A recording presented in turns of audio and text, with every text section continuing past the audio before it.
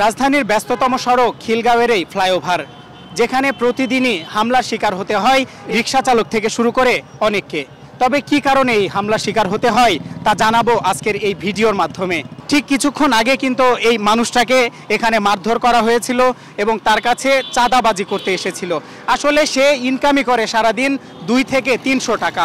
তাহলে ওনার কাছ থেকে যে 500 টাকার চাঁদা দাবি করা হয়েছিল, সে 500 টাকা কোথায় থেকে দিবে? কি হয়েছিল আসলে? আমি আইসি আর লগে লগে আমার দাঁড় করা মারছে, গাড়ি তার মোর মিটার মিটার সব ভাঙ্গে ফেলাইছে। পরে আমি কইছি ভাই আমি কি করছি, কয় তোর ব্যবহার এরকম কে?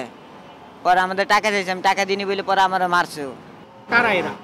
সামান্য স্টুডেন্ট এরাই সব। এই জায়গাটা হুন্ডা নিয়ে আইছিল। কি করছে আপনারা একটু দেখান। এই গাড়ির মিটার মিটার ভাঙ্গে ফেলাইছে, আমার মারছে। এই যে লাড়িতে বাড়ি মারছে। হুট করে মনে করেন ওরা যেভাবে আইসে ছিনতাইকারের মতন আইসা গাড়ি আটকাইছে। তা আমি বললাম যে আমি ঠিক আছে উপরে উঠুম না, যখন নিচ দিয়ে খারাইলেন না, এখন আইসা পড়ছে আমি নেমে যাই আর উঠুম না। তারা শুনলই না, বাইরে রিকোয়েস্ট করলো তাও শুনলো না। আর আমার গাড়ি আটকে টাকা পয়সা দাবি করছে, আমি দেই নাই বললে ওরা তার মার ছিঁড়ে মিড়ে আমাদের বাইকে গেছে। আপনি করে দীক্ষা মায়ের দূর করবার লাগছে ওরে, হয়তো ওই যে রাস্তার মাঝখানে টাকা পয়সা দাবি করতেছে।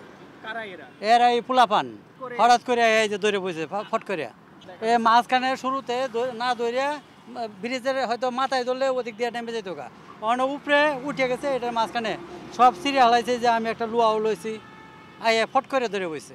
যদি তাদেরকে আটকাতে হয় তাহলে ফ্লাইওভার গোড়া থেকে তাদেরকে আটকাতে হবে। এটা তো সম্পূর্ণরূপে চাঁদাবাজি। সমন্বয়ক পরিচয় দোক আর যে দলের পরিচয় দোক, হ্যাঁ, এটা সম্পূর্ণরূপে চাঁদাবাজি। এটা কখনোই বরদাস্ত করা যায় না। ফ্লাইওভারটিতে প্রতিদিন রাত হলেই জ্যাম বেঁধে যায়, যার একমাত্র কারণ চলতি পথের অটোরিকশাগুলো আটকিয়ে রাখা।